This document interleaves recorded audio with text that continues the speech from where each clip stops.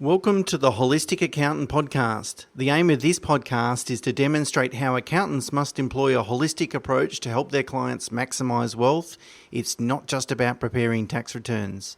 So each week, Mena and I will discuss topics to help you better understand some of the things your holistic accountant can help you with. Okay, so today Mena and I are going to talk about franking credits. They're sometimes referred to as imputation credits. It's a very unique system to Australia, but can be used in tax planning and can be used quite astutely with tax planning. So it's really good to understand, you don't need to understand the absolute detail, but really understand how franking credits work.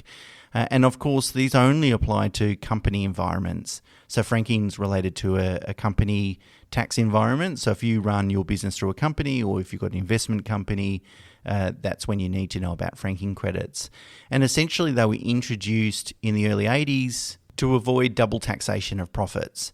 And essentially what it means that if you have a company and it makes $100 worth of profit, and it's taxed at 25%, of course you're going to pay $25 in tax. And so the profit after tax in that company is $75. Now, if that company then pays a dividend to its shareholder of the full $75, when it comes to, it would be unfair to tax that $75 without giving consideration or having consideration to the fact that it's already paid $25 worth of tax. So what the legislation really does is when the shareholder lodges their personal tax return, they what's called gross up the dividend. So it's really the $75 plus the tax that's already been paid. And then that individual is taxed at $100, and they work out what tax you need to pay on that amount, less the $25 that's already been paid. So quite often, if you pay a dividend out into an individual name, there's a little bit of tax to pay, maybe 10 or 15%, but you're not taxed on that full income because you're getting that credit.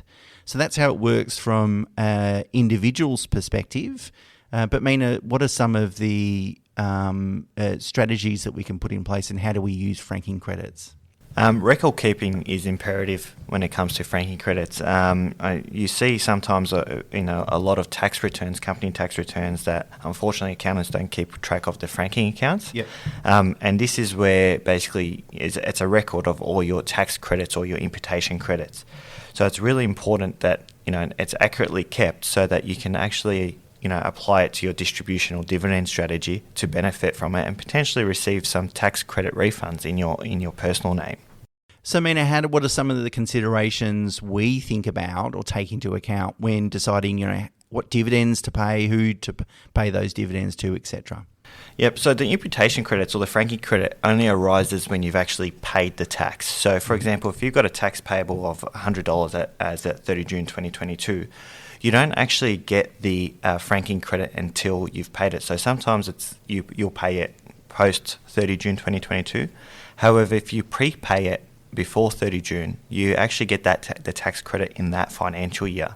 So that means you can get the tax credit earlier and pay a dividend in that financial year. So you don't actually have to wait another financial year. And sometimes that can be advantageous, for example, if we want to maximise a person's borrowing capacity, for instance. So whilst it might seem counterintuitive to pay tax before it's due, in the scheme of things, there might be other benefits of doing so. That's right. Or it could come down to whether there's a certain beneficiary or shareholder who might be at a lower tax rate that year. Yep. So if they're, say, earning only $10,000 or $20,000 that year, and you stream the franking credits to that sort of beneficiary or shareholder, you can actually get a refund of those tax credits or franking credits. So it's really important to have a strategy around when you want to pay the dividends, where when you should be paying your tax up front as well, so you can actually benefit from it in that particular financial year. And I think it's important for people to understand, because we continue to account for the franking credit, so it's a balance that's always brought forward.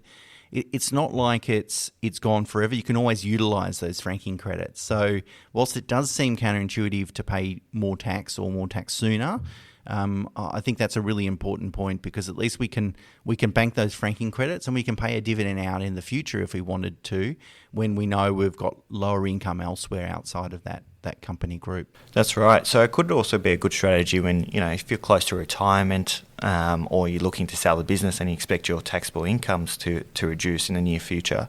It'll be good to sort of park those franking credits for as long as you can until that business is sold, and then you can potentially get some credits back for all those taxes you've paid previously. And even if you've got surplus income profit that you want to actually invest, for example, if I wanted to invest it in the share market, sometimes what we will do is distribute that profit, particularly if we've got a trust in place as well, into a non-trading company.